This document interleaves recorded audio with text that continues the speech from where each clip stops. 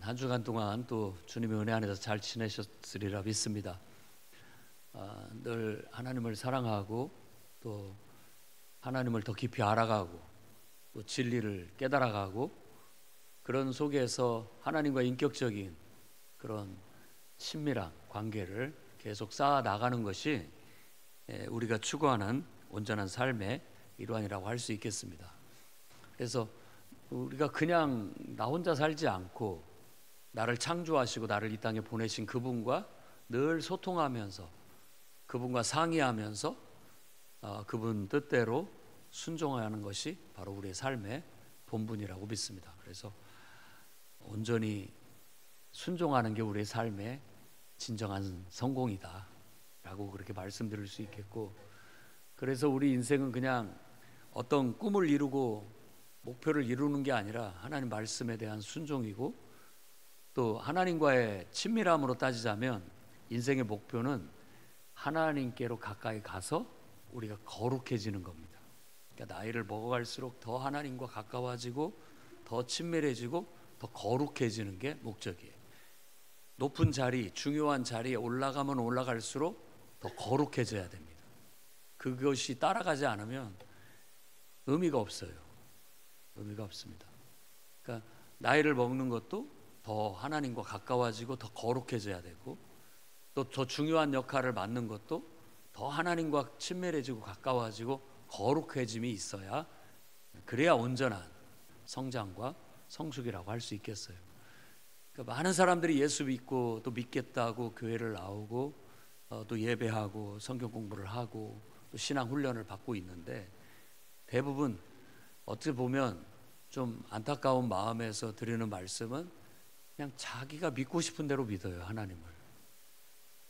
하나님을 알아가고 그분 말씀을 터득하고 그분 뜻대로 순종하려는 태도보다도 내 필요에 집중해서 내가 믿고 싶은 하나님을 만들어내고 내가 믿고 싶은 대로 믿는 그런 아직 어린아이 같은 신앙의 수준에 머물러 있어서 안타까울 때가 많습니다. 그래서 하나님 믿는 게 쉬운 일이 아닙니다. 하나님 믿는 것은 정말 이 온전한 헌신의 마음, 정말 하나님을 제대로 하나님께 순종해야 되겠다라는 결단과 헌신이 없으면 신앙이 제대로 깨달아지지 않고 또 제대로 실천되지 못하는 게 현실입니다. 그래서 오늘 또 다시 한번 우리가 하나님과의 인격적인 친밀한 그런 관계 속으로 한 걸음 더 나아가려는 그런 도전, 그런 기대, 그런 희망 가지고 살아가시기를 바랍니다. 자, 이렇게 우리가 창조주 하나님 그리고 나를 구원하신 그 사랑의 하나님과 어떻게 하면 더 친밀해질 수 있는가라고 한다면 자주 만나야 됩니다. 그 만남이 없이 친해질 수 있는 방법이 있으면 말해보세요. 편지라도 나누든지 문자라도 나누든지 어떻게든지 뭔가 소통이 있어야, 만남이 있고 소통이 있어야 친해지지, 안 그러고 어떻게 서로를 알아간단 말입니까? 그럼 말도 안 되는 그런 얘기죠.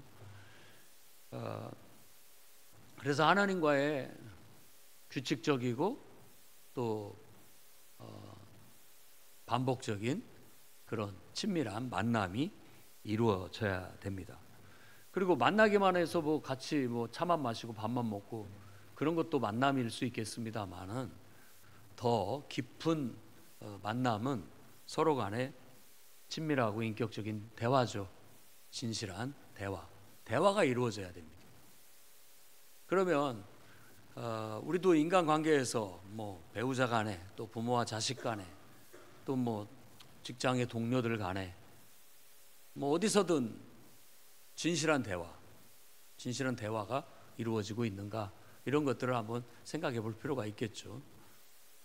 관계에 있어서도 뭐 그냥 날씨라든지 뉴스 얘기하는 것은 가장 낮은 친밀한 대화예요. 서로 그냥 가볍게 할 수 있는 대화.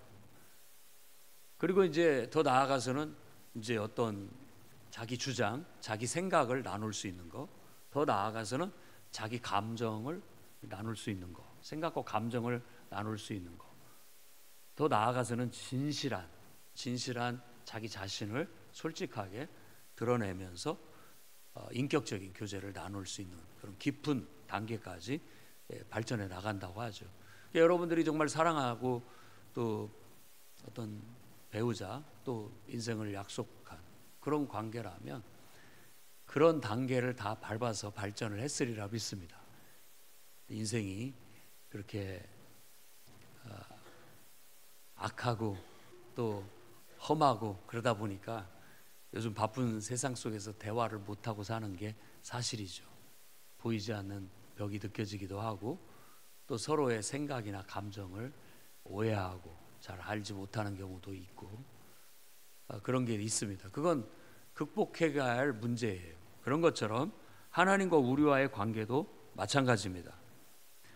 그분을 우리가 알아가고 그분과 함께 더불어서 이제 그분과 소통하고 상의하면서 인생을 살겠다고 해서 내가 그분과 언약을 맺고 침례를 받고 또 그분이 우리에게 성령을 선물로 주셔서 이제 성령이라고 한다면 하나님의 마음과 내 마음이 서로 통하는 상태라고 볼 수 있겠죠. 성령 충만함. 다른 말로도 설명을 할 수 있겠지만 오늘 주제에 하나님과의 어떤 대화라는 그런 주제로 생각한다면 마음과 마음이 서로 교류하는 그런 걸 성령 충만이라고 할 수 있어요. 그러니까 성령이 충만하면 능력을 받아서 병도 낫고 또 기적도 일어나고 안 될 것도 되고 하는 그런 능력만 생각하지 마시고 그런 것들이 따라오게 되는 것은 하나님과의 영적인 그런 친밀함이 전제되기 때문에 함께 가기 때문에 그런 일들도 우리에게 주어진다라고 그렇게 생각들을 해야 되겠습니다. 그래서 그분과의 친밀함을 하나님은 아버지고 우리는 자녀고 그분과의 친밀함을 심지어는 남편과 아내의 관계로 그렇게 묘사까지 하지 않습니까? 그래서 늘 우리가 하나님과 친밀한 인격적인 관계를 위해서는 대화를 자꾸 해 나가야 됩니다. 그걸 우리가 기도라는 말로 말하기에는 좀 부족한 것 같아요.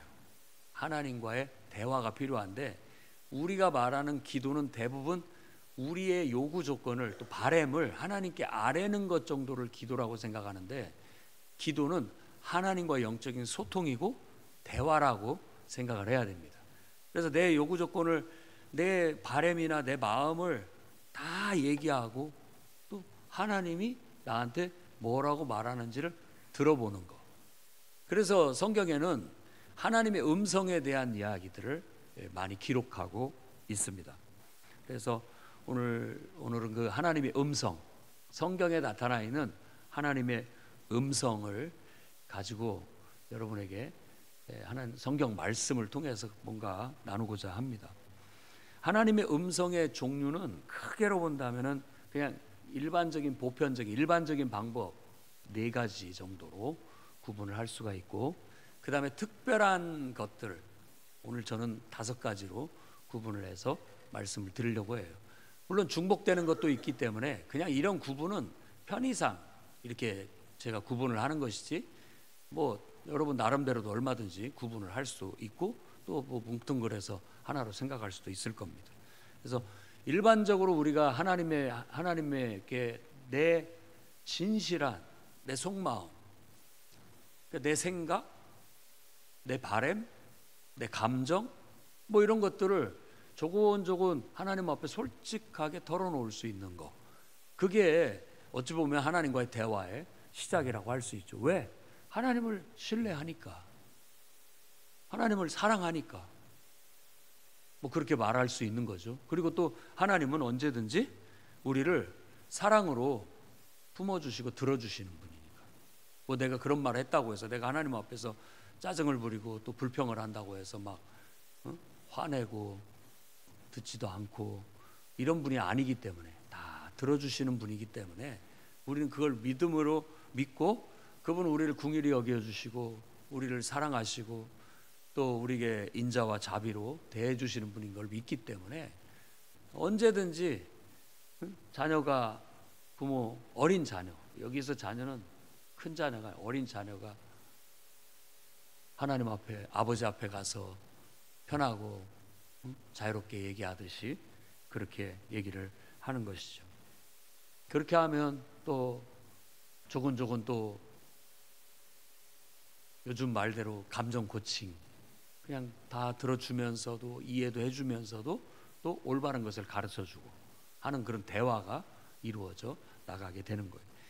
참 대화를 한다라는 게 뭐 말은 쉽지만은 쉽지 않은 것 같은데 기도도 마찬가지인 것 같습니다. 그래서 일반적인 방법 4가지를 일단 말씀을 드린다면, 첫째는 성경 말씀. 성경 말씀을 읽는 중에 성령의 감동으로 주어진 말씀,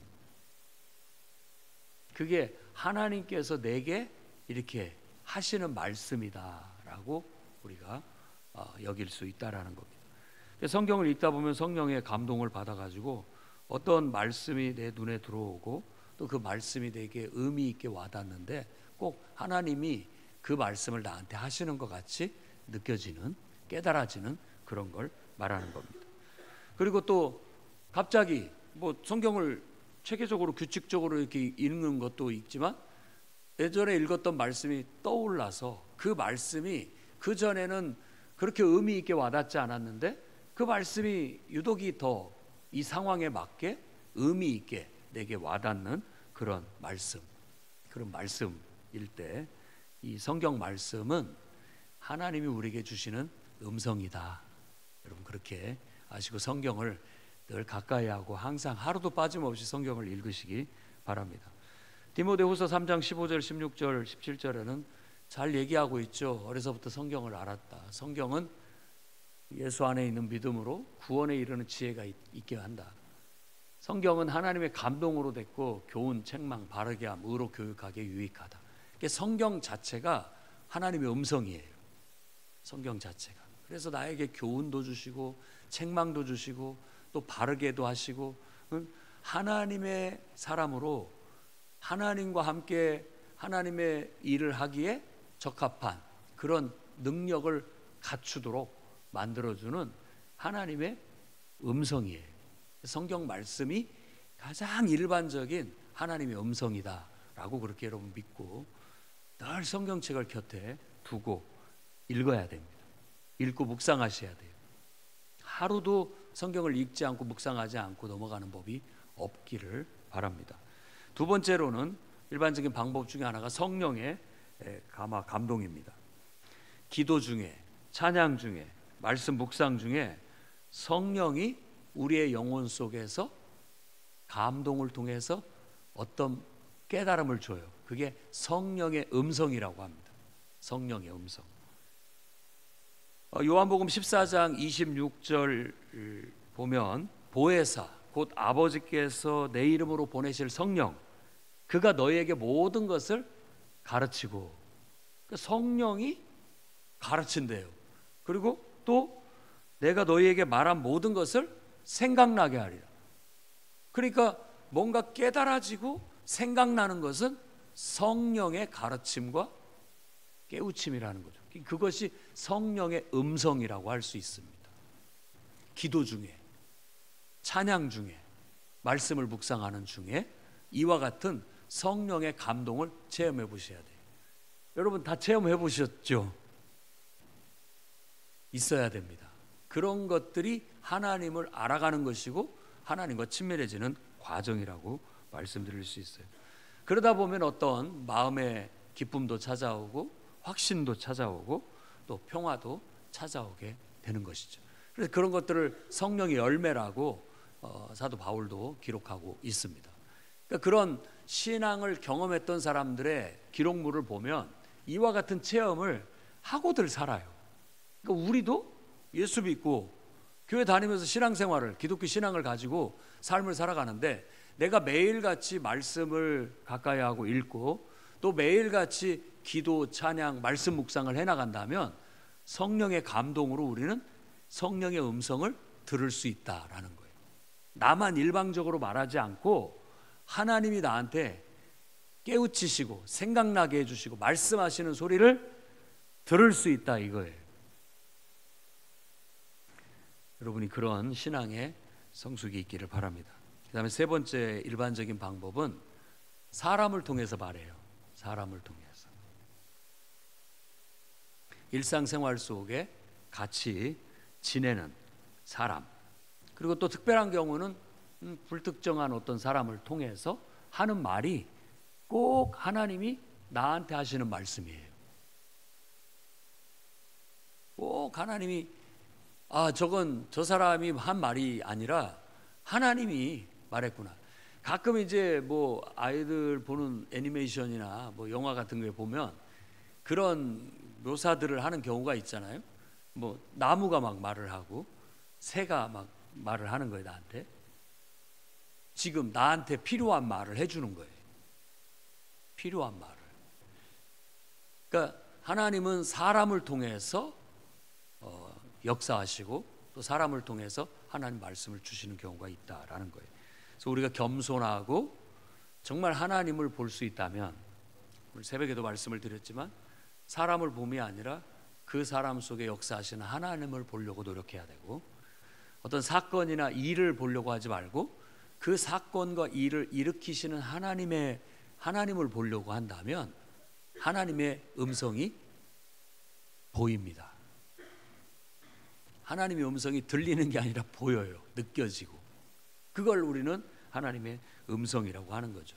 그래서 그냥 그 사람은 그 상황에서 그냥 자기가 한 말이고 나한테 한 말도 아니지만 이건 분명히 그 말 속에 하나님이 나한테 한 말이 들어있다라는 그런 깨달음이 오는 거예요. 그걸 우리는 하나님 말씀으로, 음성으로 받아들이게 되는 것이죠.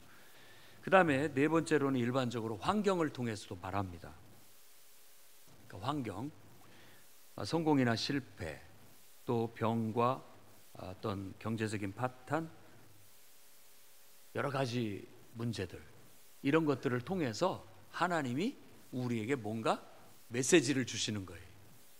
그러니까 그걸 깨닫는 것, 그걸 느끼는 것이 하나님의 음성으로 와닿는 거예요. 음성화시키면 그게 하나님의 음성이 되는 거예요. 하지 말라고 하시는구나. 하라고 하시는구나. 알 수가 있어요. 그걸 느낄 수 있는 거죠. 그러니까 영적인 소통이라는 것은 그렇게 이루어지는 겁니다. 제가 지금 몇 가지 얘기했죠. 첫 번째, 성경 말씀. 두 번째, 성령의 감동. 세 번째, 사람들. 그 다음에 네 번째, 환경. 요 네 가지가 일반적으로 하나님께서 우리에게 말씀하시는 어떤 방식들이다라고 말씀드릴 수 있겠습니다. 그 다음에 특별한 방법이 성경에도 나타나는데 한 5가지만 예를 들고 싶어요. 하나는 애언적인 어떤 인상들, 애언자적인 용어, 애언적인 것들이 있습니다. 분명히. 그래서 뭔가 꿈, 환상, 어떤 막 그 암시적인 의미를 담은 어떤 일들, 이런 것들이 주어지거든요. 그러니까 구약에도 지진이 이렇게 일어났어요. 근데 그 지진이 일어나는 걸 보면서 영적인 암시가 있다라고 느끼는 거예요. 그러면서 애언자가 되는 거예요. 이 지진이 일어나는 것처럼 하나님께서 우리에게 이와 같은 어떤 심판을 내리시려는가 보다라는 어떤 강한 애언의 깨달음을 얻게 되는 거죠. 메뚜기 떼가 습격을 했어요. 그걸 보고 이게 무슨 막 외국의 군대가 곧 쳐들어올 것 같은 암시적인 깨달음을 얻는 거예요. 메뚜기 떼처럼 와서 싹 휩쓸고 가버릴 것 같은. 그러니까 이런 것이 우리가 기도하고 영적으로 깨어있고 늘 어떤 사람 속에, 일 속에 하나님을 보려고 노력하다 보면 하나님의 마음이 읽혀지고 그 이면의 암시적인 어떤 의미와 어떤 것이 보이는 거예요. 그 애언자적인 인상이라고 할 수가 있겠습니다. 그 다음에 두 번째로는 환상이나 꿈. 환상하고 꿈하고 비슷한데 똑같이 이미지라는 면에 있어서는 같아요.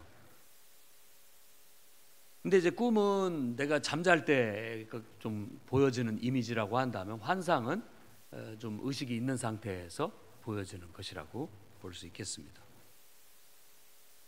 어떤 의미 있는 꿈을 꾸는데 그 꿈이 상징적이고 암시적이에요.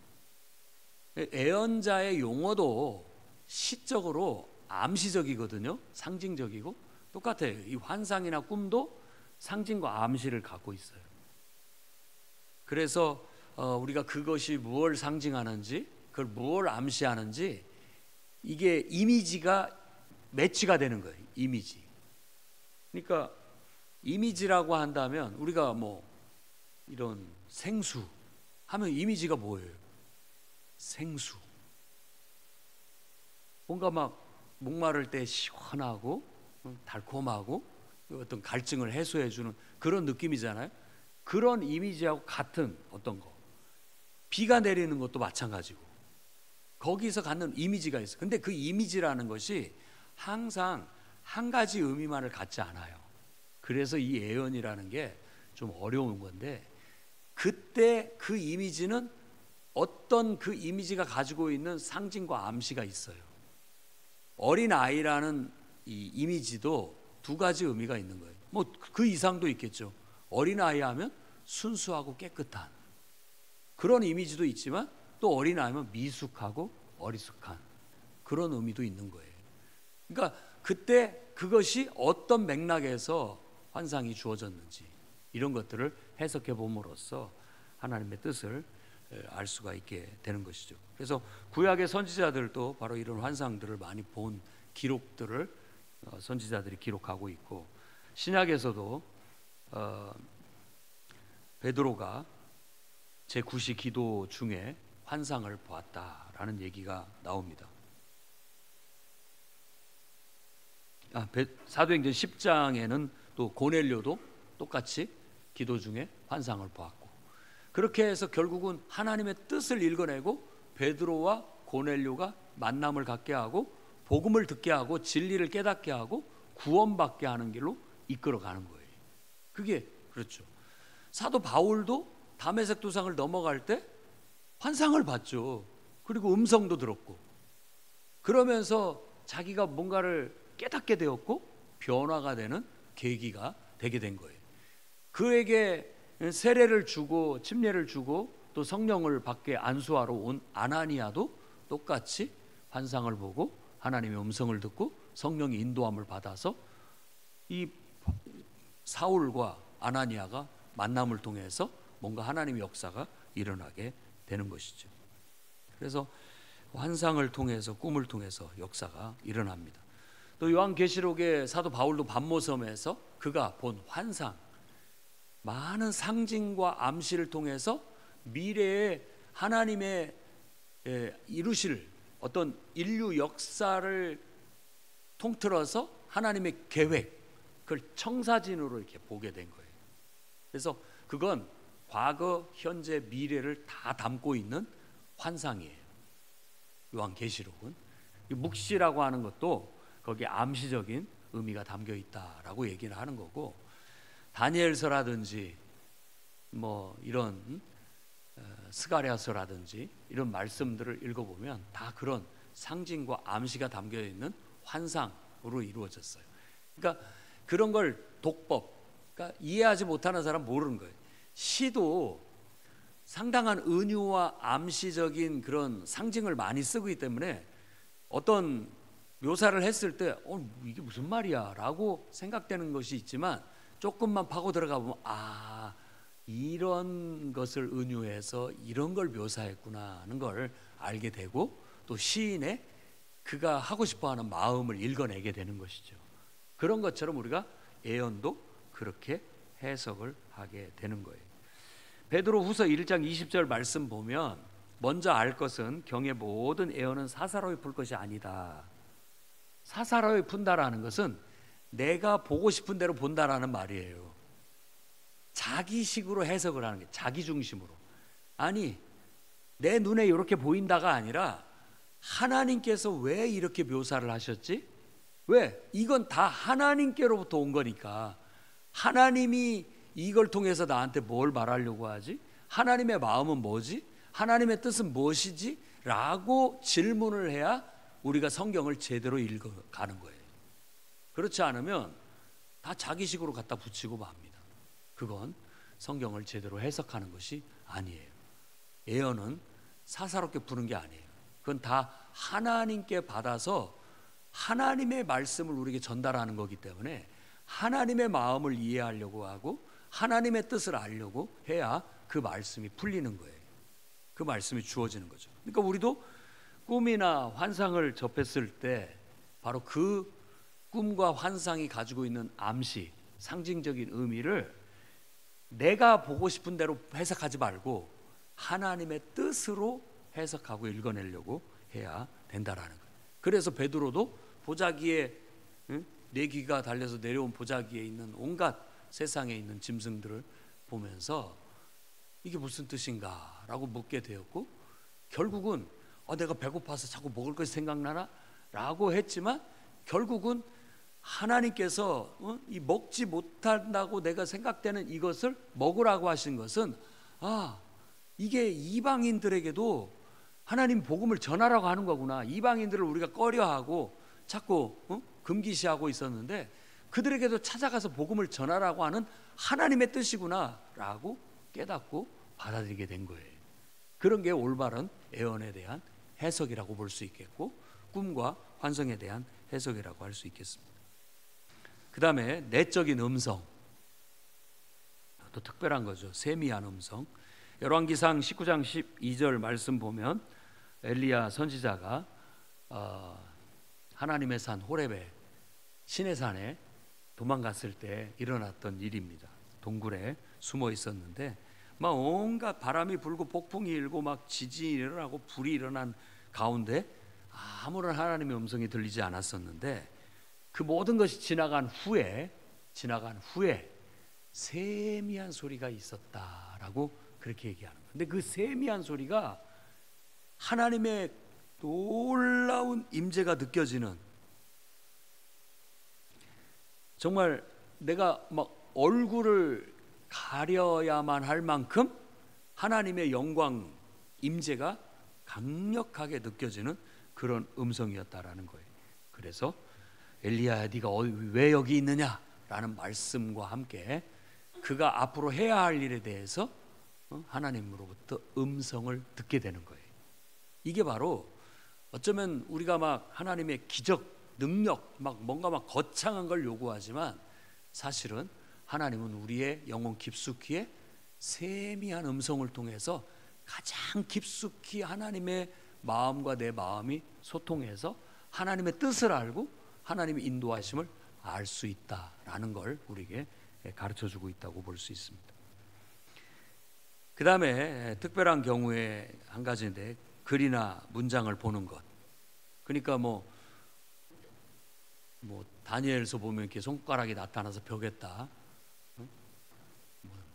글을 쓴 거라든지 갑자기 그걸 보는 거죠. 그러면서 그걸 해석하는 그런 거라든지, 또 유독히 어떤 문장이 탁 보인다든지 하는 특별한 경우가 있을 수 있다라는 겁니다. 그러니까 어떤 상징적인 현상, 상징적인 일, 이런 것들. 근데 그런 것들이 호세아서는 호세아 선지자가 너는 저 가서 음녀하고 결혼해라 뭐 이렇게 했단 말이에요. 왜냐하면 이 백성이 꼭 저 음녀와 같다라는 식이거든요. 그러니까 호세아는 그냥 하나님 말씀대로 그냥 한 거예요. 여기에 무슨 도덕과 윤리, 아니 목회자 같은 거룩한 사람이 어떻게 저런 사람하고, 그게 아니라 그냥 하나님께서 그런 어떤 행위를 통해서 의미 있고 상징적인 행위를 통해서 메시지를 주시는 거예요. 그러니까 어떻게 보면 퍼포먼스죠. 메시지가 주어지는 거예요. 그리고 이사야 같은 경우는 벗은 몸과 벗은 발로 볼기짝을 드러내면서, 엉덩이를 드러내면서 3년 동안을 맨발로 걸어다니면서 예언을 했어요. 그럼 그게 뭐냐? 이게 한마디로 보면 퍼포먼스고 행위예술이에요. 나처럼 이렇게 수치를 당하면서 너희들이 포로로 끌려가게 될 것이다 라는 걸 돌아다니면서 보여준 거죠. 몸으로 상징적인 어떤 퍼포먼스로 메시지를 전하는 그런 거예요. 그 속에 하나님의 음성이 들어있다라는 것이죠. 또 에스겔서 37장 보면 마른 뼈가 살아나는 환상을 통해서 하나님께서 이스라엘을 회복시키는구나 라는 어떤 메시지를 받게도 됐던 것입니다. 그래서 어떤 환상이나 꿈이나 이런 식으로 어떤 상징적인 행동 이런 것들을 통해서 그 속에 하나님의 음성을 읽어내는 거죠.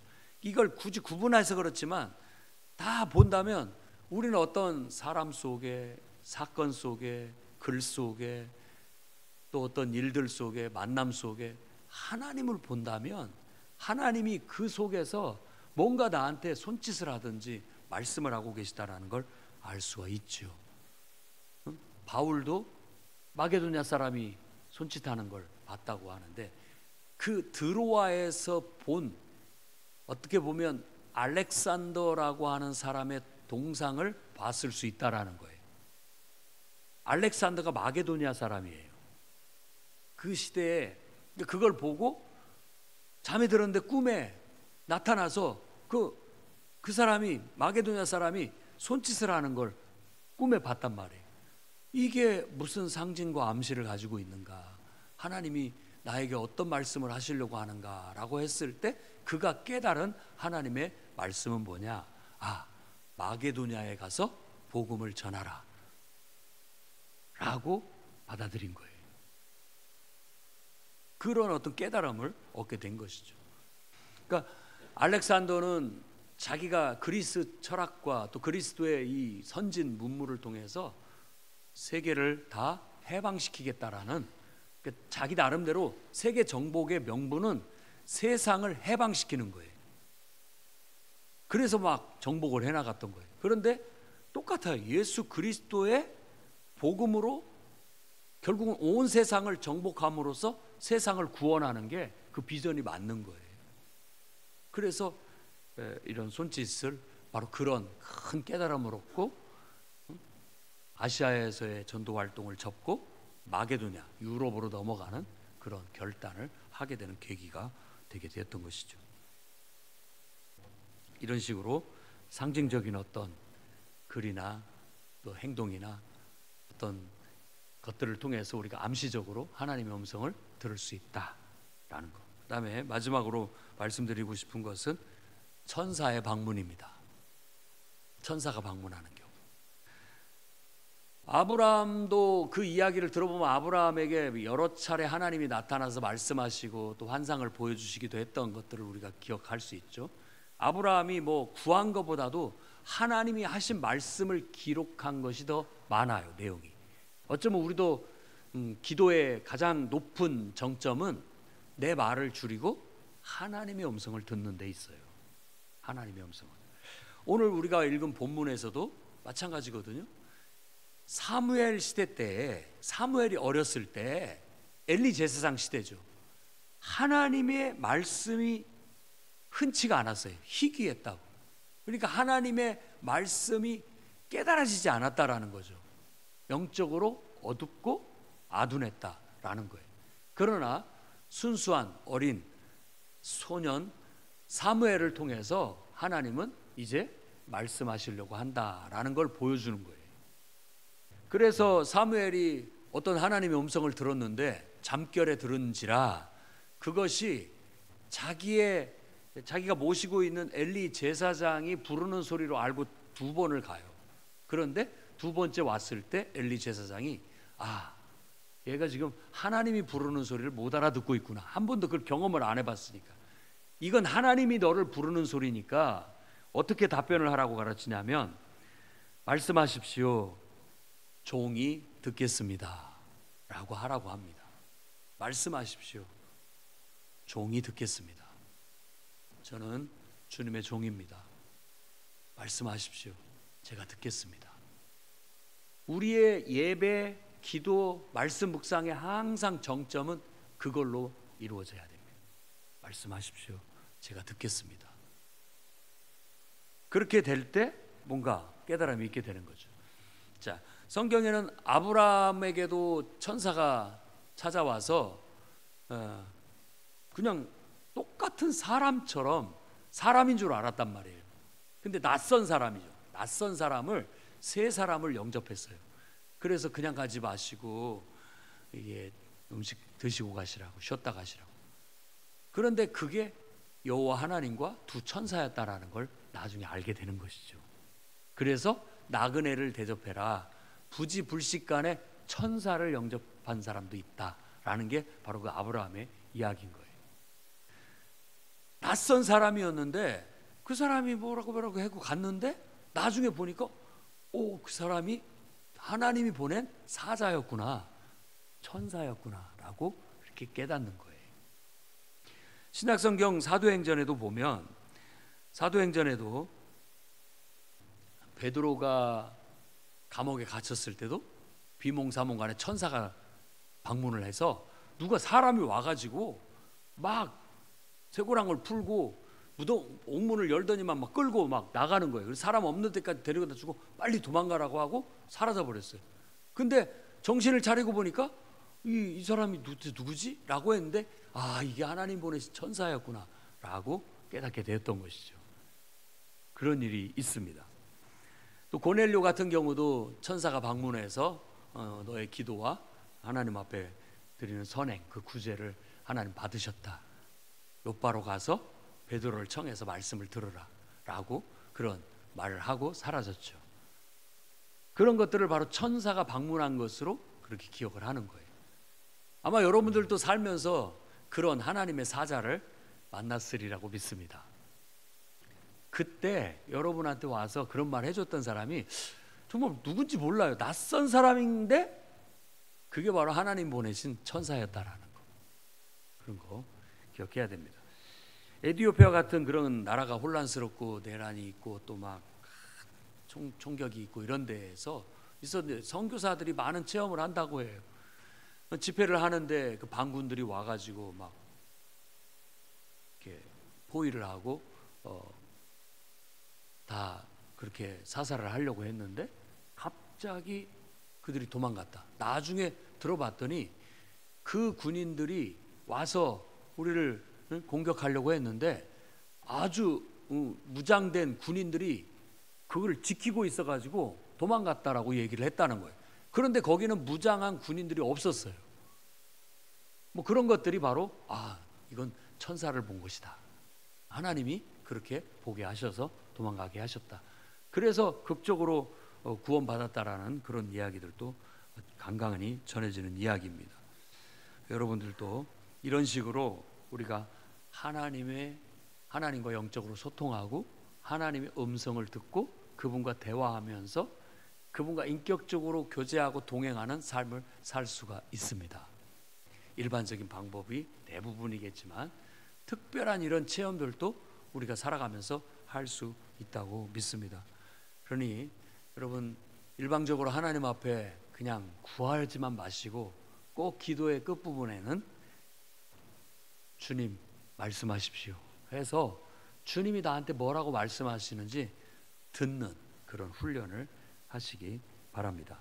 그러면 성경 말씀을 통해서도 여러분들한테 하나님 말씀하실 거고, 또 기도와 찬양 중에, 말씀 묵상 중에 하나님이 성령의 감동으로 어떤 걸 깨닫게 하고 생각나게 해주실 거예요.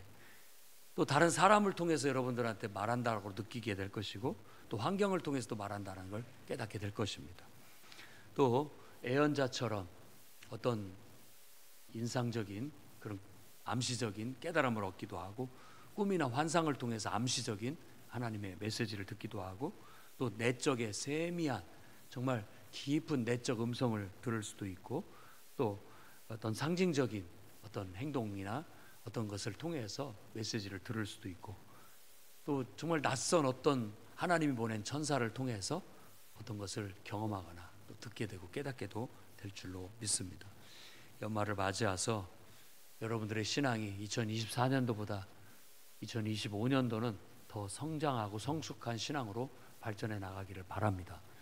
하나님과 더 친밀해지고 인격적인 대화를 나누려고 그분과의 만남의 시간을 꼭 규칙적으로 매일같이 꾸준히 해나가시되 자꾸 하나님과 대화를 하려고 시도를 하십시오. 나도 얘기하고 하나님이 뭐라고 말씀하시는지를 느껴보고 듣는 훈련을 하십시오.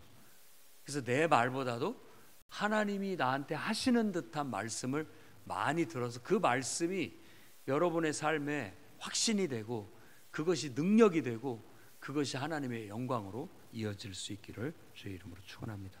기도하겠습니다. 거룩하신 주님, 금요 능력 기도에 저희들 불러주신 것이 하나님이 인도하심인 줄 믿습니다. 이 시간을 통해서 우리가 영적으로 하나님과 소통하고 하나님의 감동을 깨닫게 하시고 하나님의 음성을 듣는 훈련의 시간이 되게 하시고 하나님이 보여주시고 들려주시는 말씀을 통해 확신을 가지고 하나님 말씀대로 순종하는 삶을 살게 해 주시옵소서. 우리의 삶을 통하여 하나님의 뜻이 이루어지고 주님의 영광이 나타나기를 간절히 소망합니다. 예수님 이름으로 기도합니다.